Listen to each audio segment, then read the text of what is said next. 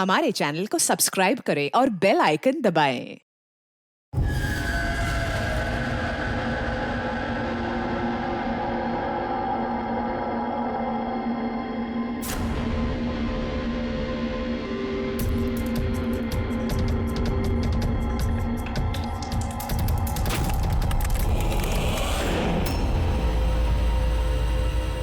कौन?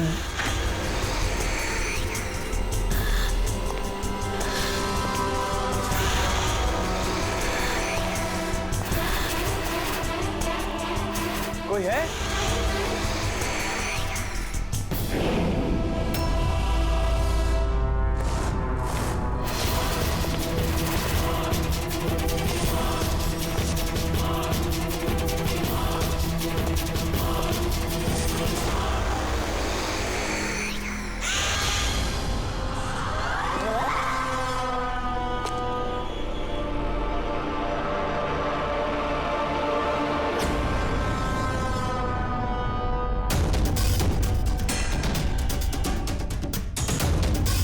कौन है वहाँ?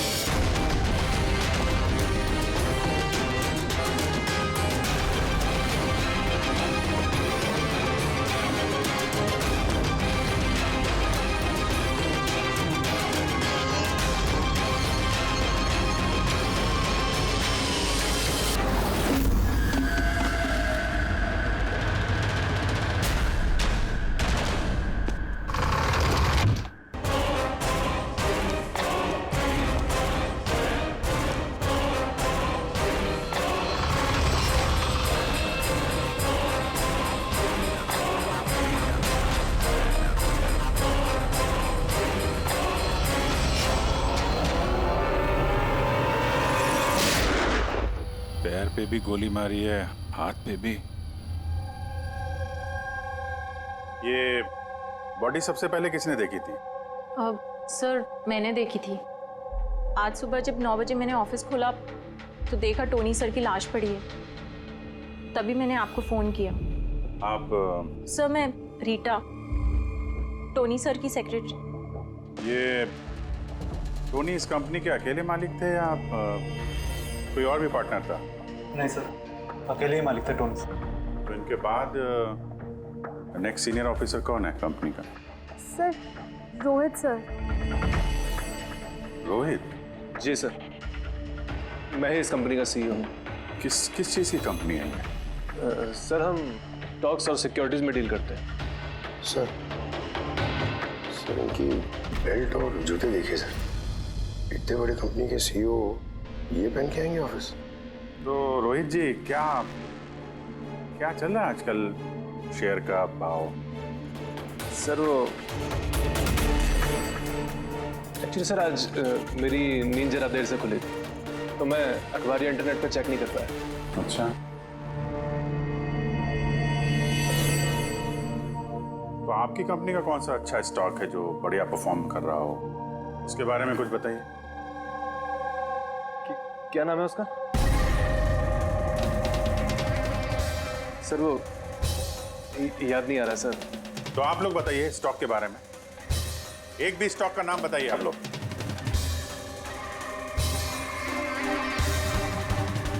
क्या हो क्या रहा है यहाँ पे?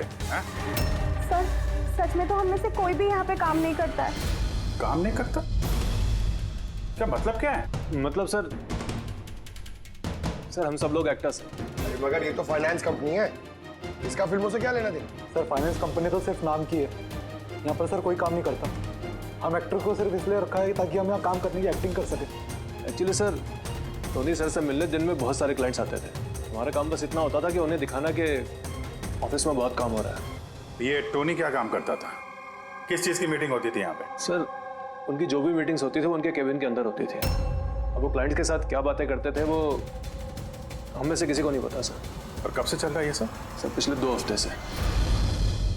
कमाल है, एक नकली कंपनी जहाँ पे नकली काम होता था उसके मालिक का खून हो जाता है। समझना पड़ेगा एग्जैक्टली यहाँ पे हुआ क्या था। तो यहाँ पे टोनी को पहली गोली लगी है। अगर उसे गोली यहाँ लगी है तो वहां उसे भाग जाना चाहिए था। वो तो एग्जिट है, वो वापस ऑफिस के अंदर क्यों गया? शायद खूनी इस तरफ होगा, बचने के लिए इधर भागा होगा। ये हैंडल पे भी खून है। वहां से अंदर आया और फिर वहां पे लेके गया उसको जहां पे खून हुआ। ब्लड ट्रेल इधर भी है। सर ये यहाँ देखिए, इतना सारा खून। लगता है यहाँ पे छुप के बैठा होगा बचने के लिए। और खूनी आया, उसके बाद उसको वहां ले गया जहां पे उसकी मौत हो गई। सर वो पानी का बॉटल सर, पानी लग रहा है सर। है तो पानी, पर बॉटल में खून। बॉटल हाथ में थी या उससे मारा?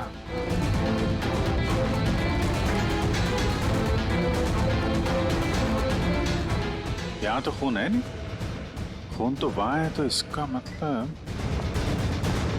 खून यहाँ पे है तो शायद ये बॉटल यहीं होगी। यहाँ पे छुपा होगा तो बॉटल हाथ में ली होगी बचने के लिए। यहाँ वहां जाते समय गिर गई।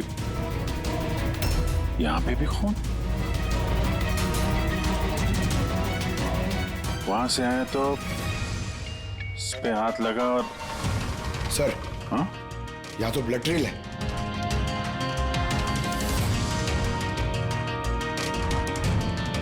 यहाँ पे क्या कर रहा था?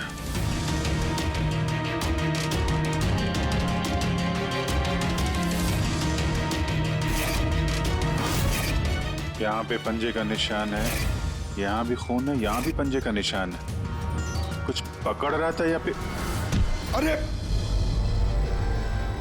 क्या? ठीक हो? हाँ सर। गन छुपा के रखी है अंदर। शायद इसी को ढूंढने आया होगा, लेकिन इसके पहले गन तक पहुंचता खूनी पहुंच गया इसके। मगर सर ये ऑफिस में उसने गन क्यों छुपा के रखी? ऑब्वियसली उसकी जान को खतरा होगा। इतना गड़बड़ घोटाला करके रखा हुआ था यहाँ पे, एक्टर्स लोगों को हायर करके रखा था। पता नहीं कितने दुश्मन होंगे इसके। ये डायरी भी।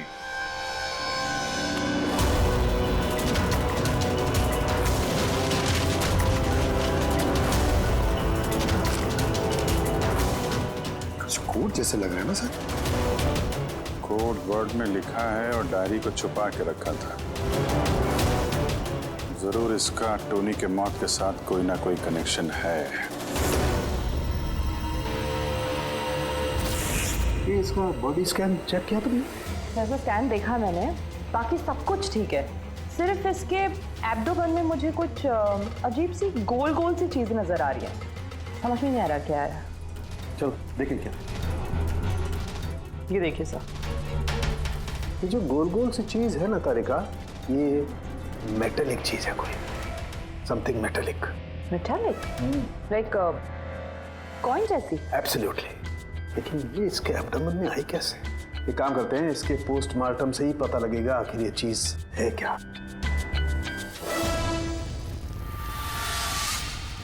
यस के टोनी के पेट में से ये 5 सिक्के निकले। बॉस, मैंने इन सिक्कों के बारे में पता लगाया। ये सिक्के किसी भी देश की ऑफिशियल करेंसी नहीं है। मगर सर कोई अपनी मर्जी से ये सिक्के क्यों खाएगा? शायद खूनी ने टॉर्चर करने के इरादे से टोनी को मजबूर किया होगा ये सिक्के निकलने के लिए। कोई ना कोई कनेक्शन तो है इस सिक्कों का इस केस के साथ। ये जो टोनी के नकली एम्प्लॉयज हैं, इनसे पूछते हैं। तो बताइए, आप में से किसने ये कॉइन्स देखे टोनी के पास? नहीं सर, किसी ने नहीं। सर याद कीजिए, जोर डालिए अपने दिमाग पर, बताइए। टोनी का फोन किसने किया? आप दोनों को? मैं दीनानाथ और ये शेखर। मैंने यहाँ फोन किया था। ऑफिस जाकर पता चला कि टोनी का खून हो गया। आप लोग कैसे जानते हैं टोनी को? मैं उससे सेट कॉइन्स खरीदता था। Set coins? जी। ये है क्या एग्जैक्टली? सेटकॉइन एक ऑनलाइन करेंसी है। इसका व्यापार ऑनलाइन यानी इंटरनेट पे होता है। जैसे गोल्ड में और शेयर मार्केट में लोग इन्वेस्ट करते हैं, वैसे इसमें भी करते हैं। बस अंतर यह है कि ये फिजिकल फॉर्म में नहीं होता, गोल्ड कॉइन की तरह, है ना? नहीं सर, होता है ना, जैसे गोल्ड कॉइन होता है ना, वैसे ये कॉइन भी बाजार में मिलता है। टोनी उन चुनिंदा लोगों में से था जो इनका व्यापार करता था। एक मिनट दीनानाथ जी, क्या ऐसी कॉइन्स आपने खरीदी थी टोनी से? हाँ सर, मैंने ऐसे ही 10 कॉइन्स खरीदे थे और एक कॉइन की कीमत 3 लाख रुपए थी। ये देखिए। माय गॉड, ये तो ठीक वैसे ही है सर। सर, आप लोगों को तो अंदाजा भी नहीं होगा कि ये कॉइन्स खरीद के कितने लोग करोड़पति बन चुके हैं। इनकी कीमत भी दुगनी हो चुकी है। मैं तो और भी खरीदना चाहता था, शेखर को बुलाया था ताकि ये भी इन्वेस्ट करे। दीनानाथ जी, आपके साथ धोखा हुआ है। जी हाँ, ये जो सेट कॉइन्स है ना, ये इंटरनेट करेंसी, ये सोने के सिक्कों की तरह बाजार में नहीं मिलती। आपके साथ झूठ बोला टोनी ने। मेरे सारे पैसे डूब गए, इन कॉइन्स की कोई कीमत नहीं रही। दीनानाथ जी, इस टोनी की जैसे 420 दुनिया में बहुत है जो खुद के फायदे के लिए आप जैसे लोगों को फंसाते हैं। काश अपने पैसे इन्वेस्ट करने से पहले आपने थोड़ी जांच पड़ताल की होती। अच्छा हुआ मैंने पैसे इन्वेस्ट किए, वरना मैं भी लूट जाता। मेरी बेटी की शादी कैसे होगी? मैंने अपनी सारी जमा पूंजी इसमें लगा दी, अपने प्रोविडेंट फंड्स के पैसे भी। सर लगता है टोनी ने जानबूझ के थोड़े ज्यादा उम्र वालों को ही अपना निशाना बनाया है। उन्हें टेक्नोलॉजी और इंटरनेट के बारे में ज्यादा जानकारी होती नहीं है। हाँ सर। सर कहीं ऐसा तो नहीं कि जिन जिन लोगों को टोनी ने धोखा दिया है उनमें से किसी ने टोनी का खून कर दिया? हो सकता है दया, बिल्कुल हो सकता है। टोनी के इस खूनी तक पहुंचने के लिए हमें पहले ये पता लगाना चाहिए कि टोनी ने कितने सारे लोगों को ये सेट कॉइन्स को लेकर फंसाया है। और फिर ये भी जानना बहुत जरूरी है कि टोनी के पेट में ये सेट कॉइन्स गए कैसे। सर, मैंने इस टोनी का पूरा इतिहास चेक किया। उसके पास कई नकली आईडी कार्ड्स थे, उस पर अलग अलग एड्रेसेस, अलग अलग फ़ोन नंबर्स। सर, हमें तो ये भी नहीं पता है कि टोनी उसका असली नाम है भी या नहीं। और फिलहाल तो हमें ये भी नहीं पता सर कि ये सारे जुर्म उसने अकेले किए हैं या कोई पार्टनर भी है उसका। यानी जो कोड क्रैक हो जाए ना, वो कोड जो टोनी के ऑफिस वाले डायरी में मिला था, बहुत सारे सवालों का जवाब मिल जाएगा। सर एक कोड क्रैक करने वाले एक्सपर्ट को हमने कांटेक्ट किया है, शायद बहुत जल्दी इसका हल निकाल लेगी वो। और ये जो टोनी का सारा ऑफिस स्टाफ आया था, ये जो एक्टर्स उसके ऑफिस में काम करते थे, उनको कैसे पता चला इस टोनी के बारे में? सर एक अशोक नाम का कास्टिंग डायरेक्टर है, उसी ने ये सारे एक्टर्स भेजे थे टोनी के ऑफिस में। बस तो मिल लो इस अशोक से, मिल लो। सर, कॉमेडी, रोमांस, हर इमोशन एकदम कूट कूट कर भरा है उसमें। क्या नहीं चलेगा? अच्छा ठीक है सर, मुझे थोड़ा टाइम दीजिए, मैं भी भेजता हूँ। ठीक है सर, ठीक है। अरे अशोक जी, मेरी फोटो भेज दीजिए ना। एक्शन, कॉमेडी, रोमांस, सब में नंबर 1 हूं मैं। देखो भाई, तुम हीरो तो बन नहीं सकते, एक कॉमेडियन का रोल है, करोगे? कॉमेडी? और हाँ, तुम्हारे चेहरे में मुझे एक कशिश दिखती है। एक आर्ट फिल्म के लिए मेरी बात चल रही है, तुम एक काम करो, एक ऑडिशन दे दो उसके लिए। अच्छा, क्या रोल रोल रोल क्या है? रोल एक पुलिस वाले का है। अरे ये तो मेरे बाएं हाथ का खेल है। पुलिस वाले का रोल करने का तो बड़ा एक्सपीरियंस है मुझे। एक्सपीरियंस है पुलिस वाले के रोल का? अरे रोज ही पुलिस वाले का रोल करते हैं। आप ये देखिए, ये सीआईडी असली है क्या? असली है, और जिस जेल में तुझे लेके जाएंगे ना, वो भी असली है। जेल? अब बजी दिमाग की घंटी। नहीं, कौन है ये? कौन है ये? हा? इसको एक्टर सप्लाई किए थे ना तूने ऑफिस में काम करने की, एक्टिंग करने के लिए, भूल गया तू? सर आपको जरूर कोई गलतफहमी हुई है। देख, सीआईडी के सामने एक्टिंग करेगा ना तो बहुत भारी पड़ेगा तुझे। यही 11 एक्टर भेजे थे ना तुमने टोनी के पास? हाँ, याद आया, भेजा था मैंने। लेकिन सर काम करने की, एक्टिंग के लिए नहीं भेजे थे, बल्कि टोनी ने मुझसे ये कहा था कि वो एक शॉर्ट फिल्म बना रहा है और उसको कुछ स्ट्रगलिंग एक्टर चाहिए। जो एक्टर तूने भेजे थे ना, उसका इस्तेमाल करके उसने बहुत बड़े घपले किए हैं। सर ये बात मुझे कैसे पता चलेगी? सर पूरे 12 में से किसी भी एक्टर ने मुझे ये बात नहीं बताई सर। 12? सर उसकी ऑफिस में तो 11 लोग थे, ये 12वां कहां से आ गया? अच्छा, वो जो एक्टर भेजे थे उनकी लिस्ट दिखाना जरा। जी सर।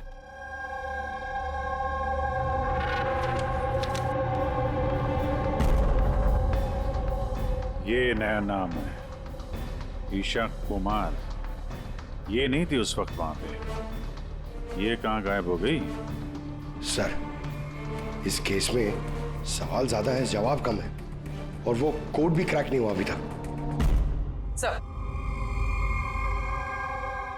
रीना जी, आपने हमें यहाँ टोनी के घर पे क्यों बुलाया? और वो उन कोड्स का हल निकाल पाई या नहीं? काफी टेढ़ा कोड है सर, बिना साइफर के हल निकाल पाना नामुमकिन है। साइफर? ये साइफर क्या होता है? साइफर कोई ऐसी किताब या डायरी होती है जिनके अंदर इन खुफिया कोड्स का राज छुपा होता है। फ्रेडी, जैसे अंडरवर्ल्ड की दुनिया में ये चीजों के नाम को कोड्स में इस्तेमाल करते हैं। जैसे गन है, उसे घोड़ा कहते हैं, और कौवा मतलब मोबाइल। तो ये सारे कोड्स एक साइफर में होते हैं। अगर ये साइफर मिल जाए तो सारे सवालों के जवाब मिल जाएंगे। सर मुझे लगता है कि टोनी इस साइफर को ऐसी जगह रखता होगा जहाँ से उसे वो आसानी से देख सकता हो या पढ़ सकता हो। लेकिन सर उसका ऑफिस तो अच्छी तरह से चेक किया था, वहां पर तो कुछ भी नहीं मिला। तो हो सकता है टोनी के घर पे मिल जाए। ये देखिए सर, बड़ा अजीब सा निशान है इस पेपर पर। शायद ये निशान इस कोड का कोई अहम हिस्सा है। तो इस निशान का राज यहीं कहीं होना चाहिए। घर का एक एक कोना चेक करते हैं।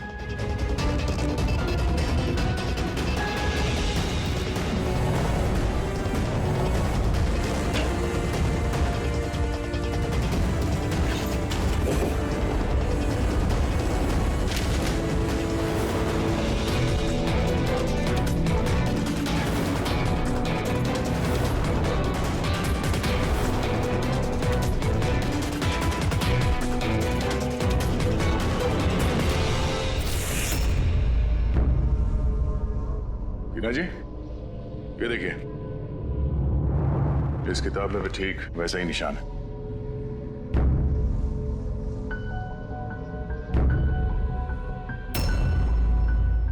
सर यही तो साइफर है। ये देखिए, इस पेज पर सिर्फ 7 सेंटेंसेस हैं और इसके हर सेंटेंस के फर्स्ट वर्ड को हम हाईलाइट करके देखते हैं।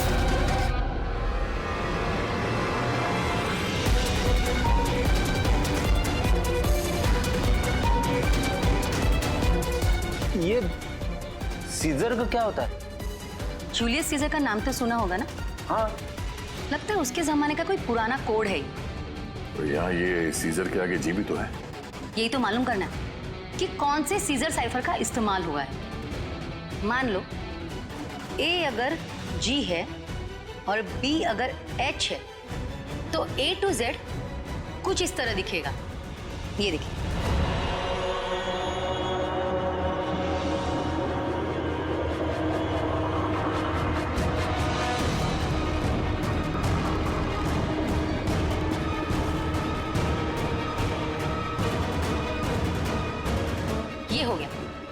अब हम इसे फॉलो करके देखते हैं कि हमारा कोड का मतलब क्या है। और हमारा पहला कोड है SUNGTQASGX-10। अब हम इसे मैच करके देखते हैं। SMUONHAN।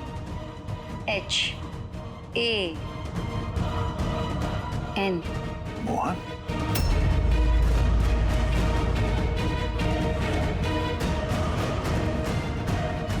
आपके पहले कोड का मतलब है मोहन कुमार 10। सर इस मोहन कुमार नाम का तो कोई आदमी है ही नहीं इस केस में। अगर है ना तो ढूंढना पड़ेगा। ये बाकी के सारे जो कोड हैं उनको भी डिकोड करते हैं। प्लीज़ कुणाल, तुम समझने की कोशिश करो। मैं पंकज से बहुत प्यार करती हूँ।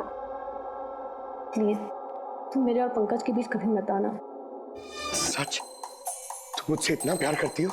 Cut cut cut. कौन हो आप लोग? बीच में आगे पूरा शॉट खराब कर दिए। एक मिनट। आप लोग शॉट बाद में लीजिएगा, हमें ईशा जी से कुछ बात करनी है। CID मुझसे? प्लीज चलिए आप लोग प्लीज। ये फोटोग्राफ देखिए। टोनी, इसे पहचान दिया आप? इसका खून हो गया। क्या? मगर कैसे?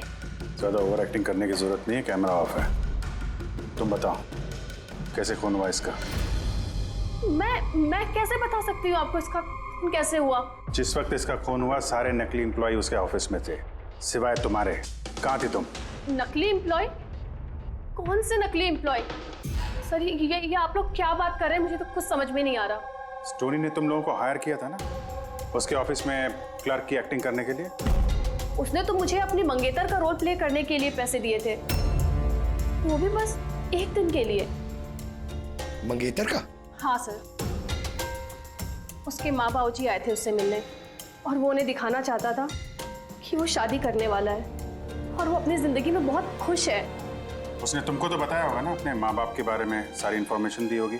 जी हाँ, बहुत कुछ बताया था ताकि कुछ गड़बड़ ना हो जाए और मुझे याद रहे कब कौन से डायलॉग बोलने हैं। उसके माँ बाप के बारे में जितनी भी इंफॉर्मेशन है तुम्हारे पास, एक एक चीज सब हमें बताओ। Thank you sir. Codes decode हो गए। हर कोड से एक नाम मिला है और नाम के आगे एक नंबर। जरूर ये वो लोग हैं जिनको टोनी ने सेट कॉइन्स बेचे थे, और ये नाम के आगे जो नंबर है इसका मतलब है किसके पास कितने सेट कॉइन्स हैं।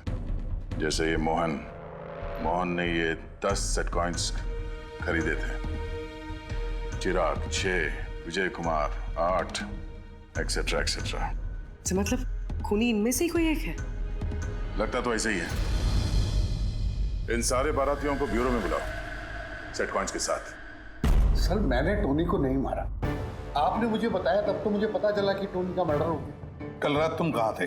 कल रात मेरे सर में दर्द था तो मैं कल रात 10 बजे ही सो गया था सर। अच्छा, और कौन है आपके घर में? मेरे घर में बस मैं हूँ सर, और मेरा एक बेटा है जो विदेश में नौकरी करता है। मैंने तो अपने रिटायरमेंट फंड के 15 लाख लगाए थे इसमें। अब मुझे ये समझ में नहीं आ रहा है कि मुझे कैसे वापस मिलेंगे। गन रखते हो ना तुम? सर मेरी गहनों की दुकान है, सिक्योरिटी एंड प्रोटेक्शन के लिए मुझे अपने पास गन रखनी पड़ती है सर। सर सब कुछ तो आपको बता चुका हूँ, अब मैं आपको और क्या बताऊँ?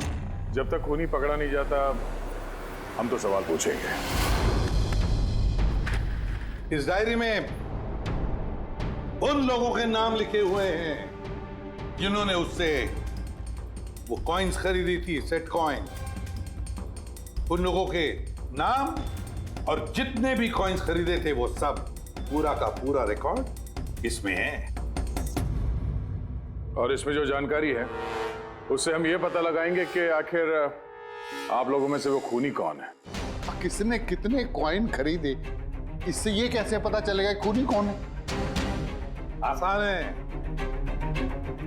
खूनी ने अपने कुछ सिक्के गुस्से में आकर टोनी को निगलवा दिए।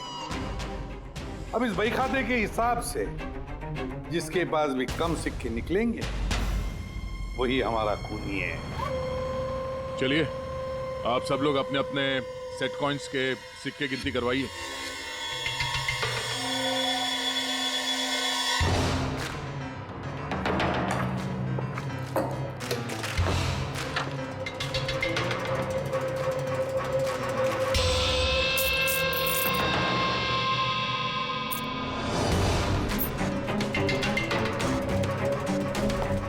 सर, सारे के सारे कॉइन्स हैं, एक भी कम नहीं। कोई भी कम नहीं? ये कैसे हो सकता है? अब तो यकीन हो गया ना आप लोग को कि हम निर्दोष हैं। अब ये क्या कहानी है सर? अगर ये सारे निर्दोष है तो फिर गुनहगार कौन है? ये तो अब टोनी के माता पिता ही बताएंगे। नहीं, ये नहीं हो सकता। हमारा बेटा नहीं मर सकता सर। आपको जरूर कोई गलतफहमी हुई है। हमारा बेटा तो अपने ईमान का इतना पक्का था कि वो किसी का 1 रुपया भी ना ले, और आप कह रहे हो उसने लोगों को ठगाया। मैं जानता हूं ये किसी भी माँ बाप के लिए सुनना आसान नहीं है, पर क्या टोनी की किसी के साथ कोई दुश्मनी थी? हाल फिलहाल में कोई लड़ाई झगड़ा हुआ हो? कैसा झगड़ा सर? वो तो इतना बिजी रहता था कि उसे हमसे मिलने का भी समय नहीं होता था। 3-3, 4-4 महीने बाद घर आता था वो। मिलने नहीं आता था? मतलब कि उसने कई जगह पर अपने ऑफिस खोल रखे थे। कहाँ पे ऑफिस था इसका? दिल्ली, पुणे। जिस शहर में ये टोनी रहा है, कुछ ना कुछ घपला तो जरूर किया होगा उसने। कुंडली निकालो इसके पिछली जिंदगी की। सर, हाँ सर, दिल्ली और पुणे के police officers video conference call पे। गुड।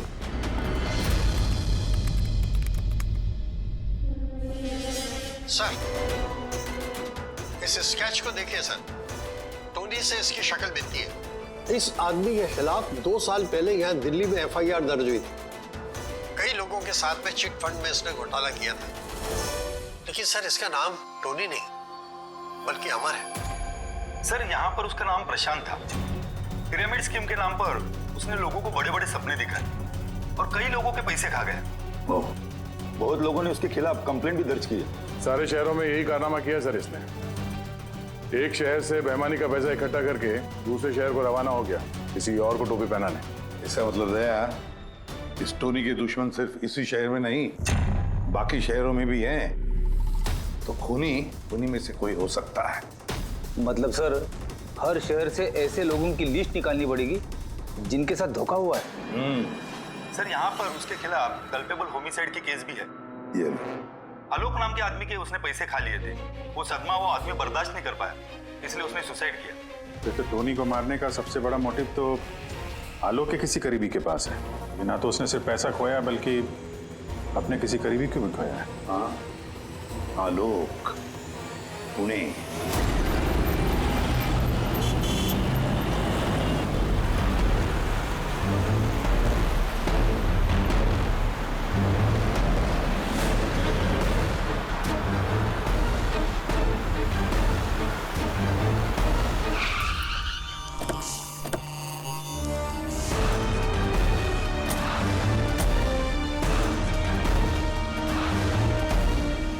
लगता है आलोक की बीवी सरिता घर पे नहीं है सर। हाँ गया, आज सुबह से नहीं है। आज का पेपर और दूध। पंकज सर, जाके जरा पड़ोसियों से पूछताछ करो। Excuse me. जी, मैं ऑफिसर पंकज हूँ, CID मुंबई से। हेलो सर, मैं पूनम। हेलो, ये सरिता यहाँ रहती हैं? ये हाँ, कहीं हाँ। गई हुई है बाहर, आपको पता है? वो तो नहीं पता। क्यों, कोई प्रॉब्लम हो गई है? इनके घर की कोई एक्स्ट्रा चाबी होगी आपके पास? सर, हाँ, ये पूनम जी हैं, सरिता की नेबर।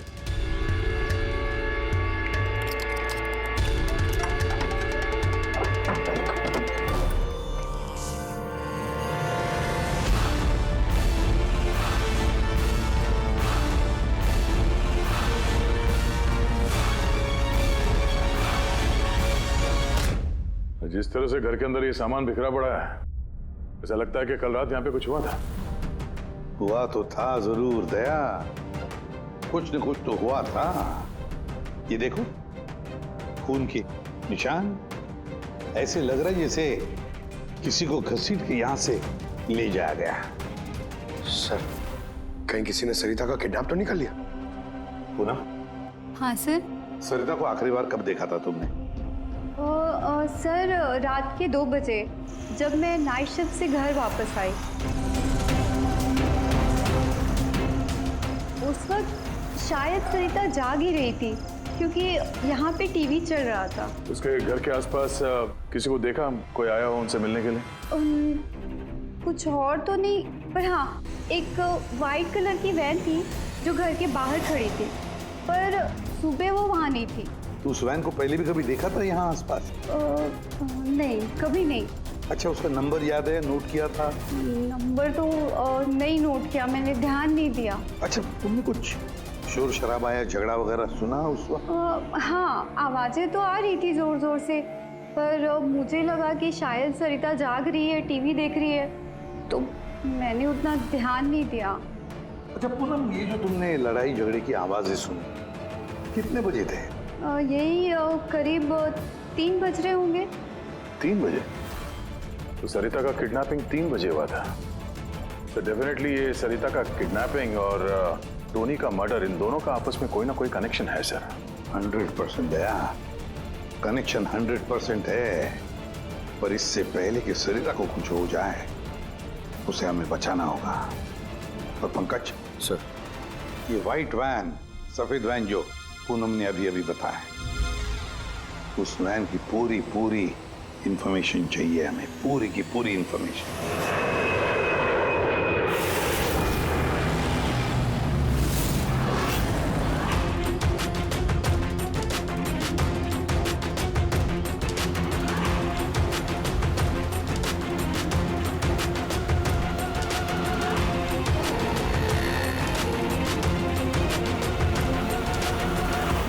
सर, यही रास्ते से वो व्हाइट वैन क्रॉस हुई थी। ये रास्ता तो आगे हाईवे नंबर 15 से जाके मिलता है। कहीं ऐसा तो नहीं कि किडनैपर्स इस सरिता को शहर से बाहर ले गए हो? सर नहीं सर, क्योंकि वो आगे जो टोल नाका है उसमें गाड़ी क्रॉस नहीं हुई है। तो फिर जरूर किडनैपर ने सरिता को टोल नाका और सिग्नल के बीच में कहीं छुपा के रखा। तो सर, इस सिग्नल और टोल के बीच में कोई तो रास्ता होगा जो अंदर जाता है, और शायद किडनैपर्स का अड्डा वहीं कहीं आसपास होगा। हाँ, चलो देखते हैं कोई रास्ता है क्या।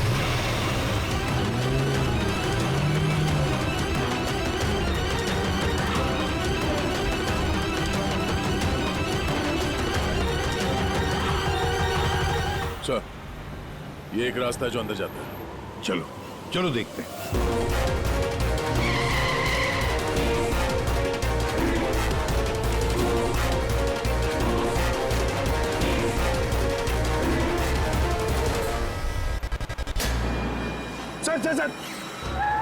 सर वो पीछे।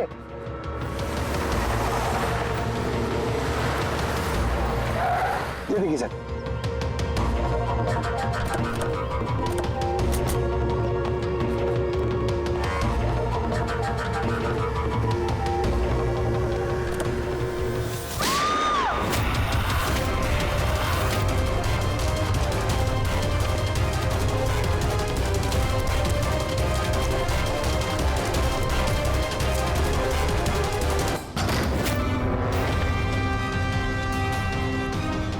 My God, Sarita. सर अंदर कोई नहीं है। तुम ठीक हो? सर, लगता है खूनी गाड़ी लेके बाहर। मैं देखता हूँ सर।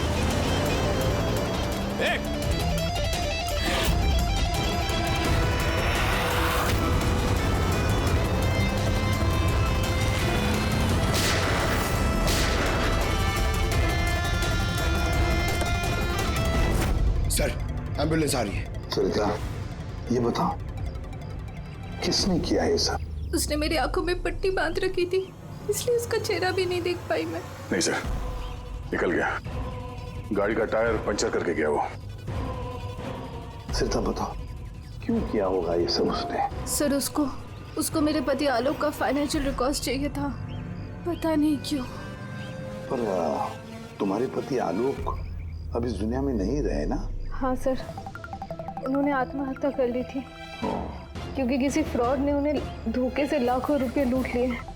पर वो पैसे भी उनके नहीं थे सर, उन्होंने किसी से कर्जा लिया था, पर कर्जा ना चुकाने की वजह से उन्होंने सुसाइड कर ली सर। अब ये क्या चक्कर है सर? ये किडनैपर को आलोक के फाइनेंशियल रिकॉर्ड्स में इतनी दिलचस्पी क्यों होने लगी? पंकज, या इस किडनैपर को दिलचस्पी इसलिए कि मुझे तो लगता है कि ये किडनैपर, ये खूनी भी वही है जिसने आलोक को पैसे दिए थे। अब जैसे उसे पता चला कि आलोक इस दुनिया में नहीं रहा तो प्रॉब्लम आया, पैसे वसूल किससे करे। उसे पता चला कि आलोक का सारा पैसा टोनी के पास है, तो उसने टोनी को खत्म कर दिया और फिर खुद पर इल्जाम ना आए सारे सबूत मिटाने के लिए उसने सरिता को फोन किया और उसे पूछा कि आलोक का सारा फाइनेंशियल रिकॉर्ड कहां पर है। कौन हो सकता है ये? सरिता सर, एक काम कर सकती हो? हाँ सर। आलोक की फाइनेंशियल रिकॉर्ड्स हमें दे सकती हो?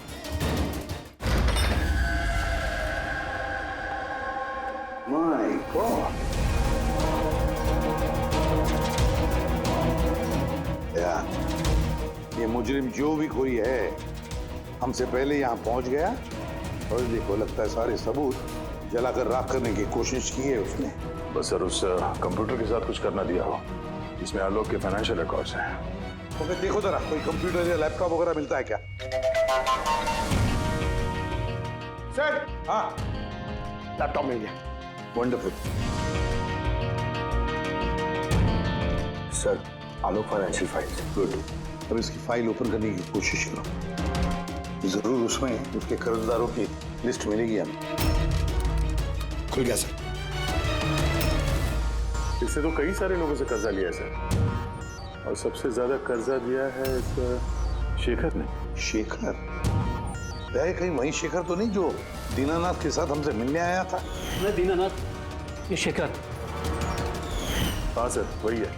तो दया, इस शेखर का पिंजरे में जाने का वक्त आ गया। वो सफेद वैन तो मिल गई सर, पर शेखर का अभी तक कुछ पता नहीं चल पाया। सर, शेखर भले ही खून करके भाग गया हो लेकिन ज्यादा दूर नहीं जा पाएगा। फिर भी कुछ ना कुछ तो गड़बड़ जरूर है इस केस में। पता नहीं क्यों लेकिन सही नहीं लग रहा है मुझे। क्या हुआ सर, आपको कुछ और लग रहा है क्या? अभिजीत जरा सोचो, ये सरिता का किडनैप होना, उसके बाद में हमें बड़े आसानी से वो सफेद वैन मिलना लावारिस पड़ी हुई, उसके बाद में आलोक की फाइनेंशियल रिकॉर्ड जिसमें शेखर का भी नाम है वो भी बड़े आसानी से मिले हमें। हाँ सर, फाइनेंशियल रिकॉर्ड लैपटॉप के डेस्कटॉप पे ही था। यही तो मैं कह रहा हूँ दया, गड़बड़ है। हालांकि ये ऐसे फाइनेंशियल रिकॉर्ड्स अलग से फोल्डर में होने चाहिए, पासवर्ड प्रोटेक्टेड होने चाहिए ना। सर, लेकिन अगर हमें वो सुराग मिल रहे हैं तो ये तो अच्छी बात है ना। नहीं पंकज, हमें सुराग मिल नहीं रहे हैं, सुराग हमें दिए जा रहे हैं एक के बाद एक, एक के बाद एक। इसीलिए तो मैं कह रहा हूँ ना, गड़बड़ है, कुछ ना कुछ तो गड़बड़ जरूर है। हमें गुमराह करने की कोशिश हो रही है।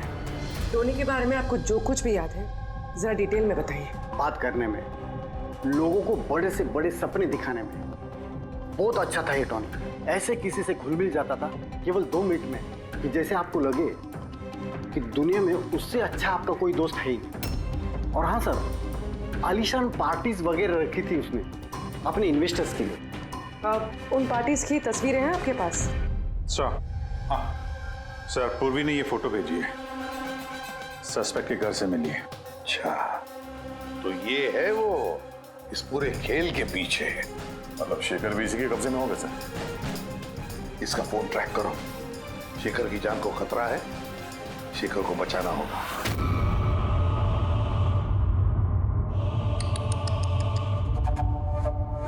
अब तो तुम्हें भगवान भी नहीं बचा सकता शेखर। सीआईडी को सारे सबूत तुम्हारे खिलाफ मिले हैं। अब तो ये ट्रिगर दबाकर तुझे बस मार डालूंगी और उन सबको लगेगा कि तू देश छोड़ के भाग गया। नहीं, ऐसा मत करो प्लीज, मत मारो मुझे। मैं वाकई देश छोड़ के चले जाऊंगा। आपके बारे में मैं किसी को नहीं बताऊंगा। I promise. अरे शेखर, तुम समझ नहीं रहे हो, तुमने मेरा चेहरा देख लिया है। अब मैं तुम्हें छोड़ने की बेवकूफ़ी तो करूंगी नहीं, इसलिए तुम्हें मरना पड़ेगा। मत मारो मुझे प्लीज, मत। कोई है? प्लीज बचाओ मुझे, बचाओ मुझे, कोई है? मुझे बांध के रखा यहाँ। उठाओ।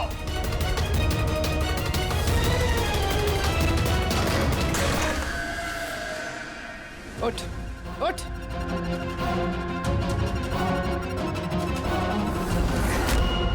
सर, मैं रीटा, टोनी सर की सेक्रेटरी। तुम्हारा चेहरा तो हमने भी देख लिया था मिस रीटा। मैंने तो कोई सबूत, कोई गवाह कुछ नहीं छोड़ा था। तो आपको कैसे पता चला? इस फोटो के जरिए। तुमने हमसे कहा था कि तुम टोनी को पिछले 2 हफ्ते से जानती हो, तो फिर 2 साल पुराने इस फोटो में तुम क्या कर रही हो? ये बहुत कुछ कह गया। अब बताओ, तुमने अपने बॉस टोनी को क्यों मारा? टोनी मेरा बॉस नहीं था, मैं टोनी की बॉस थी। लेकिन तुम तो उसकी सेक्रेटरी बन के घूम रही थी, वो क्या था? वो सिर्फ और सिर्फ एक नाटक था, दुनिया को दिखाने के लिए। असल में सारा दिमाग मेरा था इसमें। टोनी को तो मैंने सिर्फ आगे रखा था ताकि कभी कानून हम तक पहुंचे तो टोनी पकड़ा जाए। तो फिर टोनी का खून करके अपने पैर पे कुल्हाड़ी क्यों मार ली? क्योंकि जब चींटी के पर निकल आते हैं तो उसके पंख काटने पड़ते हैं, और टोनी बहुत ही ज्यादा हवा में उड़ने लगा था, बहुत ही लापरवाह और ओवर कॉन्फिडेंट हो गया था। उसने दीनानाथ के साथ सेल्फी खींच के सोशल मीडिया पे डाल दी वो फोटो। तो तुम्हें डर लगा कि अगर वो फोटो सोशल मीडिया में चला गया तो जिन जिन शहरों में उसने 420 की है वहां कोई ना कोई उसे पहचान लेगा। हाँ, और उसके पेट में जो सिक्के थे वो सिक्के मैंने ही उसे निकलवाए थे ताकि आप लोगों को लगे कि खून किसी ऐसे आदमी ने किया है जिसके साथ टोनी ने बेईमानी की है। और इसलिए तुमने सारे सबूत शेखर के खिलाफ कर दिए ताकि हम उसे अपराधी समझें। न जाने कितनी जिंदगियों के साथ खेला है तुमने। देश भर में न सिर्फ लोगों के पैसे चुराए बल्कि उनकी खुशियां, सपने सब छीन लिए। कड़ी से कड़ी सजा मिलेगी तुम्हें इस जुर्म के लिए। For more updates, subscribe to our channel, click the show links and enjoy watching the videos.